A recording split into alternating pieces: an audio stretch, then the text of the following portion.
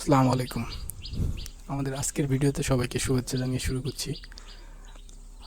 আজকে আসলে রোজার দিনগুলোতে ফজরের নামাজ শেষ করে ঘুমালে ঘুম থেকে উঠতে উঠতে 8টা সাড়ে 8টার বেশি বেজে যায়, যার কারণে ঘুম থেকে ওঠার আগেই সকাল হয়ে যায়।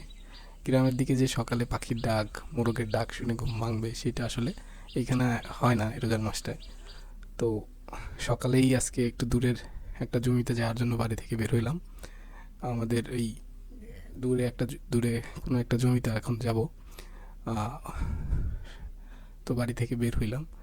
আর হচ্ছে এখন এই সামনের এই পেঁয়াজের জমির এই আল দিয়ে আরও খানিকটা দূরে, যেখানে কিছু মাসকলাই বা মটরশুঁটি, কিছু পেঁয়াজের জমি, এই টাইপ কিছু জমি ওইখানে আছে, যেগুলো আসলে এখনও পুরোপুরি আহ, পাকেনি যাকে আর কি বলে।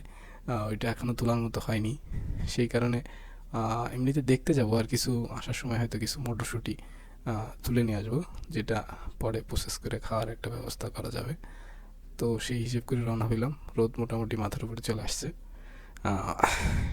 কিছু সময় পর মটরশুঁটি নিয়ে বাসার দিকে চলে আসছি। এখন মটরশুঁটিগুলো দুই ক্যাটাগরিতে বেছে আলাদা করে রাখতেছি। কিছু কিছু একটু বেশি পেকে গেছে, মানে শক্ত হয়ে গেছে, এগুলো সিদ্ধ করলে আসলে ভালো লাগে না, এই জন্য যেগুলো কম পাকা সেইগুলো আলাদা করে রাখতেছি। এটা সিদ্ধ করে খাওয়া যাবে, আর বাকিটা অন্য প্রসেস করে খাইতে হবে আর কি।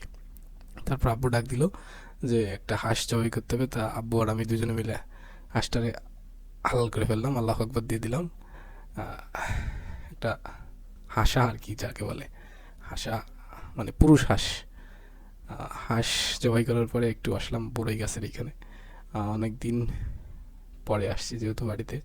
তো বড়ই এখন বড়ির সিজন আসলে শেষ। মোটামুটি খুবই কম পরিমাণে গাছে বড়ই আছে।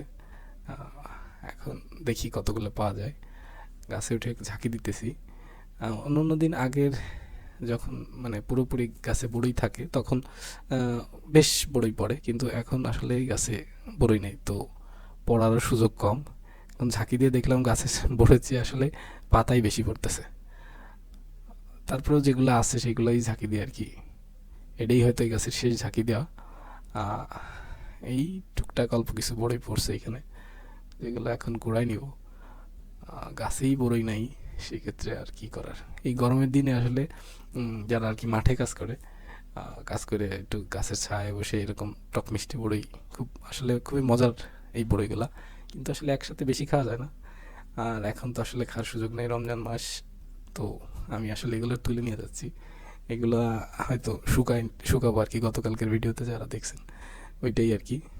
আরও কিছু বড়ই এইগুলা রোদ্রে শুকিয়ে পরবর্তীতে এটা হয়তো আচার করা যাবে। তো আমি একা একাই আর কি তুলতেছিলাম। বড়ই কোরানো আসলে পরিষ্কার জায়গা হলে বড়ই কোরানো আসলে খুব একটা কষ্টের কিছু না। আহ, এখানে পাকা, কাঁচা, আধা কাঁচা, সবুজ, মানে সব ধরনের বড়ই আর কি আছে। আমি সবগুলোই একসাথে তুলতেছি, পরবর্তীতে হয়তো এটা একটু বাছাই করা লাগবে। বা শুকানোর পরেও হয়তো এটা বাছাই করা যাবে। একেবারে সবুজ যে বড়িটা সেটা আসলে শুকানো যায় না, সেটা মোটামুটি ওটা কালো হয়ে যায়, ওটা আসলে নষ্ট হয়ে যায়। যেগুলো একটু বতি বা পাকা সেগুলোই, হ্যাঁ, অবশেষে এতগুলো মোটামুটি বড়ি পাইছি। এই চালের পরে বাকিগুলো ছড়াই দিয়ে এগুলোকে রোদে দিব। রোদে দিলে মোটামুটি এগুলা শুকায় যাবে কয়েকদিনের ভিতরে। তারপরে হয়তো এটারে প্রসেস করে স্টকে করে রাখলে হবে।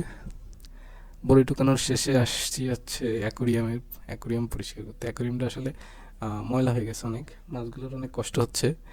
এখানে আমার একটা ফিল্টার নষ্ট হয়ে গেছে, এই যে ইন্টারনাল ফিল্টার আর কি, পানি পরিষ্কার এবং অক্সিজেন দুইটাই প্রোভাইড করে। সেখানে আমি একটা অন্য অক্সিজেন পাম্প লাগাইছি, যা অক্সিজেন সরবরাহ করে কিন্তু পানি পরিষ্কার করে না। এই কারণে খুব দ্রুতই অ্যাকোরিয়াম আসলে নোংরা হয়ে যায়। এই অক্সিজেন অক্সিজেন ওরা দিতে পারে। যাই হোক, এখন মাছটা কিছু খাবার দিয়ে দেবো। এই খাবার দেওয়ার সময় এরা আসলে যে শব্দ করে খাবার খায়, এটা আসলে খুবই সুন্দর লাগে দেখতে। মাথা উঁচু করে, মুখ উঁচু করে রাখে, যেহেতু ভাসমান খাবার। এটা আসলে মাছের খাবার, 0.5 বলে নাকি এইটা আর কি। এরা আসলে মাথা উঁচু করে উঁচু করে শেষে খায়। যদিও এখন মাছের খাবার দেওয়ার পরে এটা আর কি আমি এখন পরিষ্কার করে ফেলবো। শুরুতে অ্যাকোয়ারিয়ামের যে ছাদ সেটা আমি আসলে খুলে ফেললাম, এখন এর ভিতরে প্রথমে বাইরের যে অংশটুকু গ্লাসের এইটা পরিষ্কার করব, তারপরে ভিতরে। এখন ময়লা আসলে বাইরেও হয় ভিতরেও হয়, দুই পাশেই ময়লা হয়। তো অ্যাকোরিয়াম মূলত গ্রামে খুব একটা দেখা যায় না, খুবই রেয়ার। তো এই অ্যাকোরিয়াম নিয়ে গ্রামের মানুষও অনেক কৌতূহল, অনেকেই আসে দেখতে, অনেকে জিজ্ঞাসা করে যে আসলে কি এর ভিতরে পানি দেওয়া বা মাছগুলো কি আসলেই মাছ কিনা বা প্লাস্টিকের মাছ কিনা, এরকম আসলে অনেক রকম কোশ্চেন করে অনেকেই।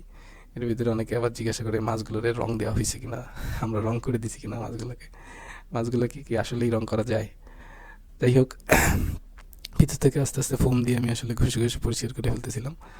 এইটা আসলে বেশ ময়লা হয়েছে, ভিতরের পানিগুলো আসলে অনেক নোংরা হয়ে গেছে, যেহেতু ইন্টারনাল কোনো ফিল্টার এখানে নাই, পানি আসলে পরিষ্কার করার কিছু নেই, নোংরা যেটুকু হয় সেটুকুই, দিন দিন নোংরার পরিমাণ আসলে বাড়তে থাকে। যাই হোক, এখন দুই ভিতরে যে আমার পুরনো যে ফিল্টারটা নষ্ট হয়ে ফিল্টার ছিল সেটাও তুলে ফেলতেছি। এর ভিতরে যে আমি যে অক্সিজেন পাম্প ঝর্ণা বলে নাকি, এইটা বের করে ফেলতেছি।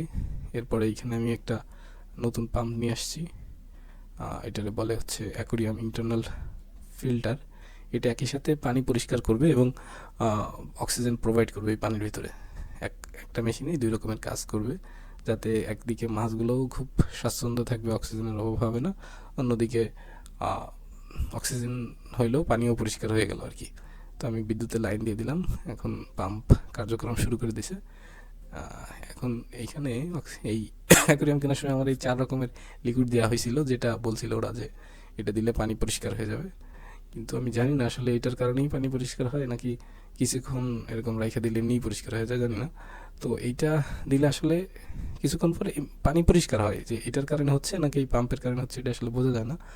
তো আমি দিয়ে দিলাম যতদিন, মানে যতখানি আছে। এটা আসলে ভরা ছিল, আস্তে আস্তে কমে এতটুকু হয়ে গেছে, 20%-এর মতো এখনও আছে। যাই হোক, এখন কিছুটা পরিষ্কার হয়েছে, তবে 100% পরিষ্কার হয়নি, এখন 60-70%-এর মতো পানি পরিষ্কার হয়ে গেছে। তো আশা করা যায় আরও 2-3 ঘন্টার ভিতরে এটা একেবারে 100% ক্লিন হয়ে যাবে, দেখতে অনেক সুন্দর লাগবে। এটা হচ্ছে সন্ধ্যার দিকের ভিডিও করা, এই সময় আরও অনেক পরিষ্কার হয়ে গেছে, এটা প্রায় 80-90% ক্লিন হয়ে গেছে আর কি। এখন মনে হয় যে এই পাম্প নিজেই এই অ্যাকোরিয়াম পরিষ্কার করে দিবে, এখন আমাকে এত কষ্ট করে পরিষ্কার করা লাগবে না। হয়তো 1-2 মাস পর পর আমার আর কি এই পাথরগুলো ধুয়ে ধুয়ে পরিষ্কার করতে হবে। যাই হোক, এই ছিল আমাদের আজকের ভিডিও। যারা ভিডিওগুলো দেখলেন সবাইকে অসংখ্য ধন্যবাদ।